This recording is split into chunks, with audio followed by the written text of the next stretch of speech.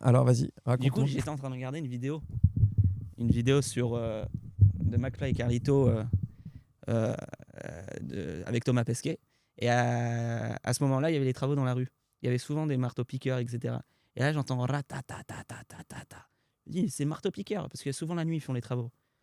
Ils font souvent les travaux pour pas déranger la circulation. Donc là, toi, t'es allongé. Allongé dans mon lit, j'entends ratatatata. Je viens pour fermer la fenêtre, parce que ça me dérangeait. C'était plus au bruit fort, moi j'étais tranquille dans mon lit. Et, tu vois, je regarde de Mais l'autre côté. qu'est-ce qui a fait que tu te lèves et que tu ailles regarder? Bah, non, je voulais pas regarder. Moi, je voulais venir fermer la fenêtre. Et en fermant la fenêtre, j'ai vu dehors. Et en voyant dehors, je voyais de l'autre côté la militaire, la Khaélette, en train de tirer.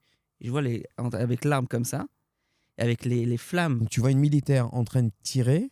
dans le côté de ma rue.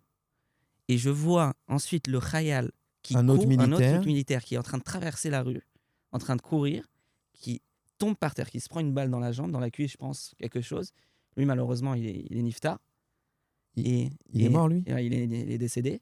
Ok. Je pense c'est à cause de la balle.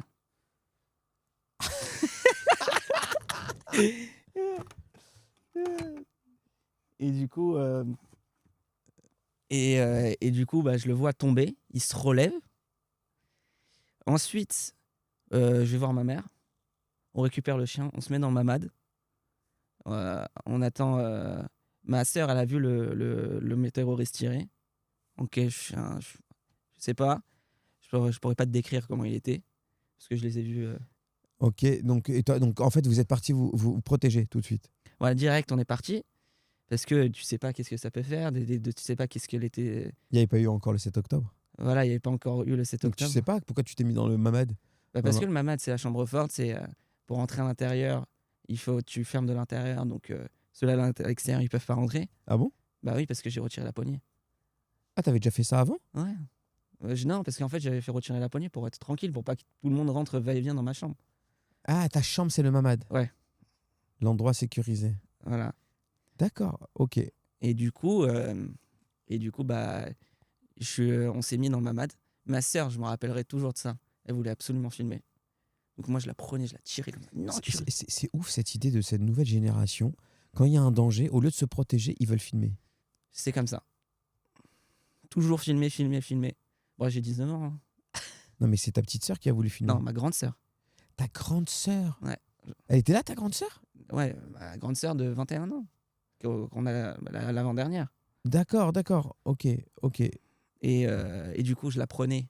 Elle voulait filmer, je la prenais. Non, tu filmes pas, non, tu filmes pas. Parce que tu sais pas, les balles, Oui, tu sais pas où il va tirer, tu sais pas où. les balles, les retours de balles, tu sais pas où ça peut partir. Il y a une balle qui est atterrie au 5e étage. Pour te dire. Ah bon, une balle a atterri au 5e étage? Ouais, pour te dire. Tu sais pas les ricochets de balles, par exemple. Parce que les militaires, ils tiraient sur le grillage. Attends 2 secondes. Allô? J'ai répondu trop tard. Une balle a atterri au 5e étage? Mais oui. Donc tu sais pas, tu connais pas, tu sais pas qu'est-ce qui peut t'arriver. Et après combien de temps t'es sorti? Après 15 minutes, on est sorti. Après, il y avait les pompiers, mais je te dis pas combien de policiers. Il y avait peut-être 150 policiers dehors. Bah, normal quand Normal. même. Mais pour te dire la chance qu'il y a eu ce jour-là, je pense, et d'après ce qu'ils ont dit, les policiers, leur but c'était à ce jour-là, les restaurants Shaoli, Sami Bakika, tous ces restaurants étaient blindés. Ouais. Ils étaient blindés. Et par ma chance, il y avait Chipla, une des unités de l'armée. Il y avait des mecs, Yassam, je crois. Il y a des Yassam qui étaient là. Parce qu'il y en a un qui est sorti, c'est lui qui a tiré avec un autre du Shabak, je crois. Voilà, ils se sont dit, ils disaient que, d'après ce que j'ai entendu, ils étaient en train de manger. Ils ont dit non, c'est des feux d'artifice, c'est des jeunes. Et après, ils sont arrivés, tu les vois, les caméras vidéo, arrivés comme ça. Ils tirent pas. Ils tirent pas parce que c'était à découvert, ils n'avaient pas d'endroit. Tu les vois, ils attendent, ils rentrent dans mon immeuble, ils rentrent dans le parking, et ensuite, depuis le parking, ils commencent à leur tirer dessus. Donc c'est les policiers qui rentrent dans le parking. Dans le parking. Du coup, après, il y a eu un échange de tirs. Ma voiture, la voiture de mes parents, ils étaient en plein milieu. 40 000 shekels de réparation. Remboursés. Remboursé par l'État, mais on s'est fait avoir par le garagiste et l'assurance. Ils nous ont ramenés dans un garagiste. Le mec, il nous a fait un travail d'arabe. Il nous a fait facturer super cher. Donc, et du coup, ils les ont descendus. Après, je me rappelle, il y a le policier qui vient, qui récupère l'arme du truc. Et le mec, le terroriste, il était en train de mourir, donc il a commencé à bouger. Il a tiré une balle. Il a tiré 2 balles dans la tête. C'est pas un policier, ça. C'était pas un policier, lui. C'était pas un C'était policier. un mec des services secrets. mec- T'as bien vu que tu l'as vu nulle part. Il a donné un coup de fil. Et puis, la façon dont tirer, il a mis poum poum. Il était très méthodique. Il n'a pas cherché à comprendre. Je me rappelle très bien de cette image. Ils étaient 2. En tout cas, ce qu'on a vu dans la. On n'a pas vu les autres, ce que tu as dit dans le garage. Moi, j'ai vu juste les 2 qui sont partis comme ça, très méthodiques. Mais l'autre, c'était un Yassam, donc un peu moins méthodique, mais l'autre, de côté, poum, poum, il l'a eu. Ça a été direct. Ouais, mais c'est très rare. Très, très rapide. C'est pour ça que je te dis que c'est dur d'avoir des terroristes comme ça d'aussi loin. Et le mec, il a fait pam pam, et après, il est venu. Je sais pas c'était de quelle unité. Il a fait boum. Non, le mec, le chauve. Il y avait un chauve. Je me rappelle pas. Moi, je me rappelle très bien de cette image. J'étais même pas là en plus. J'étais en France. Il fait poum poum. Et il est parti. Et le faire de ça, poum poum, poum poum, c'est que des gens qui sont surentraînés, qui ont l'habitude de descendre des et personnes. puis il a passé un coup de fil, puis on l'a plus vu nulle part après. Ouais. Bon, bah tant mieux qu'il était par là. Hein, ouais, en tout mais cas. du coup, après, on est parti dans la Mir P7. Les gens qui ne comprennent pas tous l'hébreu, donc. Malheureusement. dans la terrasse. Du coup, bah, il y avait les pompiers, etc., qui ont commencé à éclairer. On est parti dans le balcon. Après, ils nous ont demandé de dégager du balcon. Mais à ce moment-là, j'ai vu le terroriste. J'ai vu dans quel état. Il y en avait une balle super précise, pas de sang. Et vraiment, j'étais choqué. Il n'y avait pas de sang. Il était mort, pas de sang. Je ne sais pas comment ils ont fait. Comme tu as dit, papa, bien placé. Et l'autre, il était allongé par terre, je me rappellerai. Toujours allongé à côté de l'arbre, entre l'arbre et le portail du parking. Et avec la tête ouverte de 30 cm. Wow. Et alors, qu'est-ce que tu as fait après Qu'est-ce que tu as fait pour t'en sortir, en fait? Eh ben, je pourrais pas te dire. Je sais pas. Tu sais pas. Bah si, tu vois que. Est-ce que tu faisais déjà du sport? Ou tu as fait encore plus de sport? Ça peut être une technique, une stratégie, en fait, d'extériorisation, le fait que tu fasses beaucoup de sport, que tu fasses du kitesurf. Je sais pas si c'était à ce moment-là que j'ai commencé. Je sais pas quel âge j'avais. Je crois que j'avais 16 ans. C'était il y a 3 ans déjà, ouais. C'était il y a 3 ans. Donc j'avais 16 ans, 15 ans, peut-être 15 ans et demi. Je pensais pas que j'avais commencé à surfer à ce moment-là. Ou si j'avais commencé, j'étais tout au début. Bah oui, mais après, ça te permet t'as fait plus de sport, t'as fait trucs, il faut... Qu'est-ce que t'as fait? Parce qu'à 15 ans et demi, vivre un traumatisme comme ça... Je t'avoue, les premières nuits, j'avais chaque bruit, chaque cri dans la rue, ça me réveillait. Vraiment. Puisqu'on habite au premier étage bah oui. À la rue. Mais je pourrais pas te dire. Je sais pas. Je pense que avec le temps, En vérité, tout passe. Hein. Tout passe avec le temps. Mais tu as toujours ça qui est dans ta tête. Mais tu fais des choses. Tu vas faire du sport, tu vas faire les choses que tu aimes. T'auras pas de vivre, quoi. Ouais, il faut continuer à vivre. Incroyable. Incroyable qu'un jour comme ça, tu décides de rentrer à la même heure que les terroristes et finalement, il y a une voix intérieure qui te dit non, rentre plus tôt. Ouais, voilà, c'est ça. C'est ouf. C'est que... On peut pas ne pas être croyant, en fait. On peut pas ne pas dire qu'il y a quelque chose de plus grand que nous. Alors nous, on sait parce qu'on est croyant, on dit c'est Dieu. Mais les gens... Mais pour te dire que tu es chez ton pote, tu te dis, tu avais prévenu ta mère, tout le monde. Je suis rentré à 8h, heure précise. Et du coup, bah, et tu rentres à 8h. Et là, d'un coup, tu te dis à 6h. À 18h, tu dis, il y a un truc à l'intérieur qui dit rentre. Rentre. Il y a plein de gens qui vivent des trucs comme ça et heureusement, ça leur sauve la vie. Il faut écouter toujours son intuition. Et là, tu as décidé de rentrer à 18h comme ça, rien. Je sais pas. C'est fou, hein? Ouais, T'as été sauvé, finalement. Il t'a sauvé la vie. On a tous comme ça dans notre vie un moment où on est sauvé, que c'est un déclic aussi en termes spirituels. C'est aussi un gros déclic en termes spirituels. En tout cas, moi, j'ai vécu des trucs. Il y a un moment, ça a été, pour moi en tout cas, pour moi perso, ça a été un déclenchement, quelque chose dans ma vie où j'ai failli mourir, ça a été un déclenchement d'une avancée. J'ai eu une avancée dans ma vie, j'ai eu changé d'étage spirituellement parce que j'ai senti un élan. Tu sais, quand tu vis un truc, on te donne une deuxième chance, c'est pas évident, il faut en Ouais. être conscient. Hein. C'est vrai. Mais voilà, c'est. Quand t'es jeune à 15 ans, t'as une conscience de ça ou pas? Non, je me disais, ouais, c'est une dinguerie, c'est ouf, prends des photos, prends des vidéos. Mais T'as pas pensé après, que t'as été sauvé financièrement? Quand est-ce que t'as été, tu t'es rendu compte que t'étais à 18h et qu'à 20h tu devais rentrer et qu'à 18h t'es rentré? aujourd'hui, je me rends compte vraiment. Parce que Maintenant. t'es plus mature, t'es plus grand, j'ai 19 ans, j'ai encore toute la vie devant moi, mais aujourd'hui, je comprends plus je vais grandir, plus je vais comprendre que vraiment. Tu te rends compte, il t'a envoyé un message. Kadosh Baruch Hu, moi je l'appelle à Kadosh Baruch Hu, j'appelle Dieu, tu vois. Moi, pour moi, c'est Kadosh Baruch Hu. il t'a sauvé. Mais je pense que. Voilà, mais par exemple, je vais te donner un exemple pour te dire que à cet âge-là, tu es pas. Tu dis, Tu prends pas je conscience. prends pas conscience. Regarde les potes de la classe quand je rentrais. Lama, אתה לא זורק ביצים Ah, ils te disent pourquoi tu jettes pas des œufs? voilà, tu Un jettes pas terroriste, d'essai. le mec qui dit terroriste. Jette des œufs, jette une casserole, jette-leur de l'eau. Pour Mais tu vas- rigoler. Non, parce que je sais pas si c'est pour rigoler. Peut-être qu'il dit sérieusement, il dit tu aurais pu leur rajouter quelque chose pour qu'ils arrêtent de tirer. Ouais. Mais en même temps, le mec, il a une mitraillette. Il a une mitraillette, un M16, T'es à quoi, 5 mètres de lui? 5-6 mètres de lui. Mec, Il il va te faire tourne, qu'une il te démolit. Voilà, il fait mais 4-5 balles. Je sais pas où En c'est. plus, le mec, il s'était Tu bien aurais dit armé, comment, puisque le moi. mec, il avait un gilet pare-balles avec Punisher dessus. Punisher, ouais. C'est vrai ça. Ouais, le mec, il est venu pour tuer, quoi. Mais oui, il était prêt à mourir aujourd'hui. Ah bah, de toute façon, Ils sont morts. ils sont morts, mais je veux dire,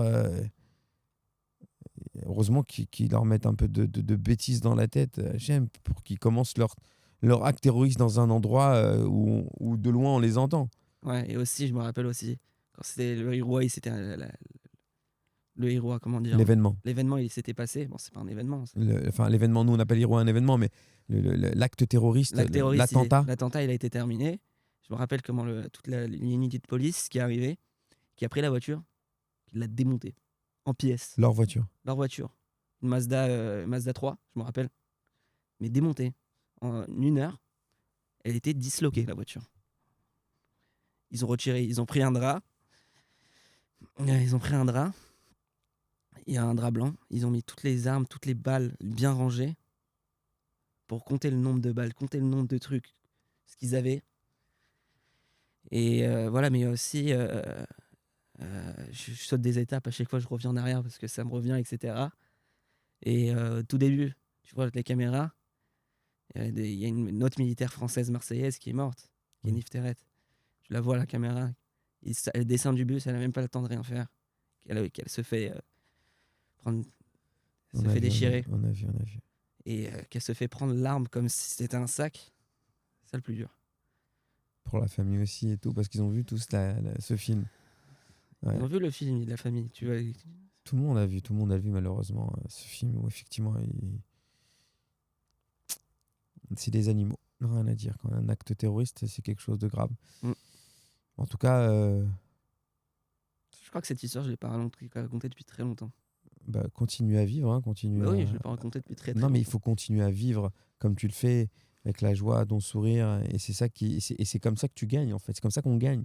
C'est en continuant à vivre, en continuant à chanter, à danser, à être heureux, à être. Parce que c'est pas simple de vivre un truc comme ça. On pense que c'est un truc qui est passé comme ça dans nos vies. Tic. Ouais, Et finalement, c'est hyper important parce que c'est impactant. c'est impactant et Et tu apprends. Et voilà, et bravo. Ah, ça, c'est la phrase à 19 ans, c'est pas tout le monde qui dit ça. Ah, je Tu peux te apprends. dire que j'apprends. J'apprends à profiter de la vie. J'apprends à que chaque moment, c'est un miracle. J'apprends que d'être vivant, d'être là, d'être faire ce que j'ai envie de faire aussi, c'est pas évident. En fait, tu as des cadeaux tous les jours. Et tu vois, Oui. je te dis, les podcasts, c'est pour ça que je veux les faire. C'est pour donner conscience aux gens qu'on est là tranquillement assis. Et qu'il y a des missiles, on peut avoir une alerte à tout moment, on est là tranquillement. Tout le Et- moment, il y a un missile de 400 kilos. Et ben là, il y a eu malheureusement 400 kilos qui ont été répartis avec 100 et qui ont tapé des quartiers pas loin de chez nous. Hein, là, Oui. il y a le feu Mais bah, heureusement qu'il y a eu. Regarde le miracle, comment ça s'appelle à côté de Tel Aviv là. partout. À Rad. Arad. Oui, partout. Missile, il a été touché direct. Aucun mort. Et ben, en fait, je pense que j'appelle ce podcast héritage. Et ce que je veux qu'on retienne de ces podcasts, c'est la façon de prendre conscience des événements qu'on vit tous les jours. Que tous les matins, nous, on s'appelle, bon, tu viens. Mais c'est pas évident. Il y a une phrase en hébreu, moi, c'est pas Mouvan Me'elav, de dire, Mouvan bah, tu vas Me'elav. venir, j'arrive. Mais à tout moment, on peut partir. Un acte terroriste, on vit dans un pays où on est tout le temps. Et moi, je Tout le trouve temps ça, en alerte. je trouve ça génial. Tu sais pourquoi? Parce que notre confiance, notre foi, la émouna, elle grandit de plus en plus. Parce que si on n'a pas d'émouna, on ne vit pas. Si on n'a pas la foi dans la vie, dans le monde, dans Hachem, moi je dis Hachem, dans Dieu, mais d'autres, ils peuvent avoir foi en quoi que ce soit, mais on s'en fout. Mais du moment qu'eux, ils avancent et qu'on a une croyance sûre que ce qui doit arriver arrivera. Chaque balle, elle a son adresse. Tu peux décider d'habiter n'importe à Ouagadougou Mhm. et de prendre une balle. Donc chaque jour, il faut le vivre pleinement. Le vivre pleinement. Chaque chose. Et pas se dire, ah bah j'ai pas ci, ah j'ai pas ça, ou j'ai pas ci. On s'en fout. Regarde ce que tu as. Ne regarde pas ce que tu n'as pas. Le verre à moitié plein. Le regarder tout le temps plein. Et pas, tu peux dire, oh bah j'ai que ça. Non, tu dis, j'ai ça. Et c'est déjà énorme. Et donc chaque jour, quand tu te lèves, tu dis, j'ai un toit, j'ai une maison, j'ai de quoi manger. J'ai des gens qui font attention à moi, qui m'appellent, qui me disent comment tu vas. C'est pas évident. Ah oui. C'est pas évident. Pas évident. Je peux t'assurer qu'il y a des gens qui sont seuls. Il n'y a personne qui leur demande comment ils vont. Il n'y a personne qui leur demande des nouvelles. Il y a des gens qui partent tout seuls. D'ailleurs, on les retrouve 3, 4, 5 jours après. Je peux raconter des J'ai histoires. ma sœur qui était à Mada chez Outloumi. Elle est partie dans. Donc, Elle a été- organisation de secouristes. Voilà. Et- Tu vois, elle a appelé. Ils vont dans un endroit. Ils disent il y a une odeur infecte dans cet appart. Infecte. C'est quelqu'un qui est décédé. Et 2 semaines, 3 semaines après, ils l'ont découvert. Le corps en décomposition. Tu vois ce que je veux dire? Les personnes, ils ont personne.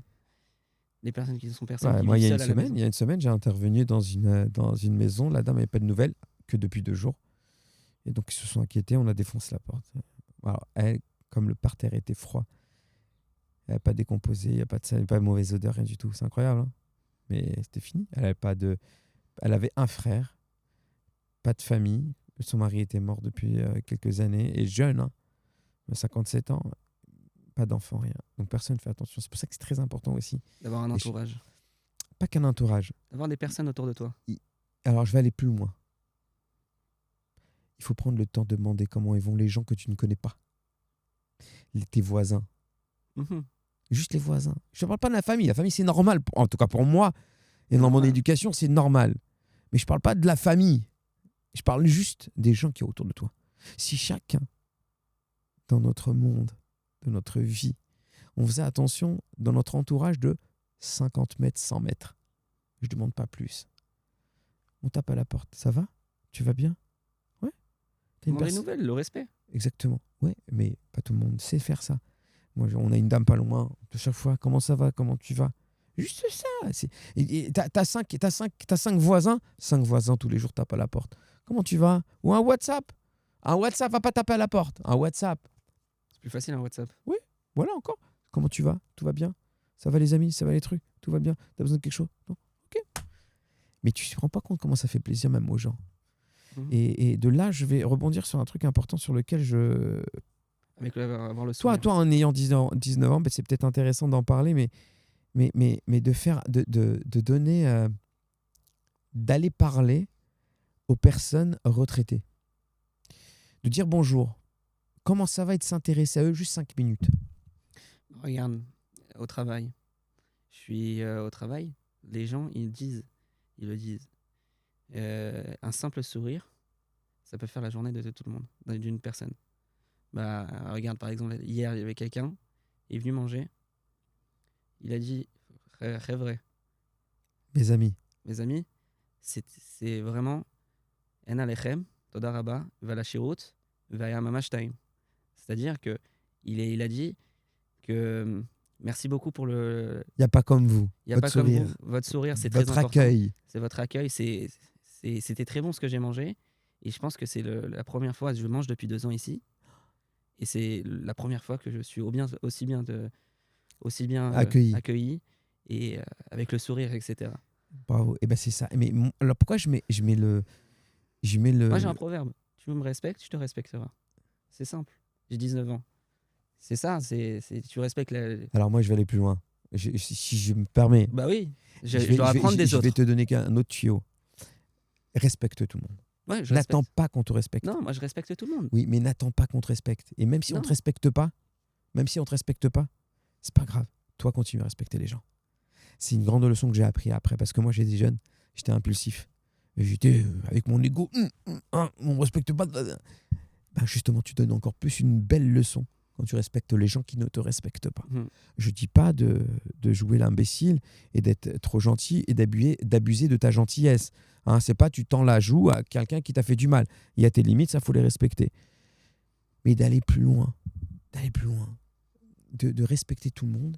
Mais je vais mettre un point d'honneur aux gens qui sont retraités parce qu'ils n'ont plus d'activité.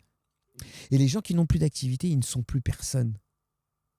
Et je me rends compte, alors peut-être que dans quelques années, moi aussi, je serai dans cette situation-là, et qu'aujourd'hui, j'existe parce que j'aide les gens, et que j'ai une situation où où on a besoin de moi. Mais le jour où on n'aura plus besoin de moi, qui je vais devenir ? Eh bien, ces personnes retraitées, elles sont plus personne si tu ne leur donnes pas de l'importance, et si tu vas pas les avoir, leur dire bonjour, comment tu vas, qui tu es, raconte-moi. Pourquoi j'ai fait héritage aussi ce podcast ? C'est pas pour... Moi, t'es venu... ça s'est fait comme ça, c'est génial. Mais Il faut le dire quand même, ce qui je suis. Oui, bien sûr. Vas-y, dis-le. Je suis derrière la caméra. Il est derrière la caméra. Et c'est lui qui m'aide à faire la technique et tout ça. Et puis on se dit, tiens, assis-toi. Puis il me dit, moi aussi, j'ai une histoire à raconter. Tiens, il n'y a rien de préparé, là, c'est vraiment... Ouais. Et je crois que c'est les meilleurs podcasts. Je crois que c'est le truc des meilleurs. Mais vraiment un point d'honneur à... C'est la première fois que je regarde la caméra dans les yeux, mais... Et peut-être j'ai de l'émotion aussi, c'est important, mais allez voir les gens qui vous entourent, les personnes âgées, les personnes retraitées. Dites-leur bonjour, comment ça va ? Et demandez-leur de vous raconter qui ils étaient. Qui ils étaient. Qu'est-ce qu'ils ont fait dans leur vie important ? Il y a tellement d'histoires et on peut tellement apprendre. Nous, avec notre ego de jeunes, on n'a pas envie d'écouter parce qu'on se dit on connaît mieux. J'ai été très jeune et j'ai malheureusement des fois pas voulu écouter. Et ben maintenant, je vous dis, prenez le temps d'écouter les gens 5 minutes. Juste 5 minutes. C'est vrai aussi. 5, 7 minutes, assis-toi. Non, j'ai aussi avec le kitesurf, avec Ouais. le sport. On m'a dit, ne rentre pas en enfant de terre, ne rentre pas. C'est dangereux. Ne va pas. Ah, c'est quelqu'un qui t'avait dit ça ? Tout le monde, tous mes potes, ne rentre pas, c'est dangereux. Il faut un reload, c'est Quelqu'un qui est là pour secours. t'aider. Secours, un bateau de secours. Tu l'as pas écouté. J'ai pas écouté personne, je suis rentré. Je me suis retrouvé à 300 mètres du bord, avec la voile par terre. Et t'as failli te noyer. J'ai failli me noyer, j'ai perdu tout mon matériel, plus de 1500 € de matériel, parce que je n'ai pas voulu l'écouter. Donc c'est bien d'écouter les personnes. Bravo. Je crois qu'on va finir là-dessus. En tout cas, merci beaucoup. Franchement, c'était génial de faire un podcast juste comme ça. Un coup de tête. Ouais, franchement. Et vraiment, je vous en supplie, si vous avez des gens... Alors, il faut habiter en Israël, bien sûr, parce que ce podcast, il est en Israël. Mais si vous avez un témoignage, quelque chose à laisser... vraiment, c'est pour influencer les gens et pour se dire que celui qui va regarder cette vidéo à un moment ou à un autre, il va se dire, c'est intéressant ce qu'il a dit. Peut-être que je devrais faire ça. Eh ben, si vous avez une histoire à raconter, envoyez-moi un P. Merci Yanniv. Avec plaisir. Voilà. Allez, on coupe. De ouf. Magnifique. Famine Hachamaïm. Franchement, j'ai bien aimé. Ah ouais, moi aussi j'ai kiffé. 24 minutes.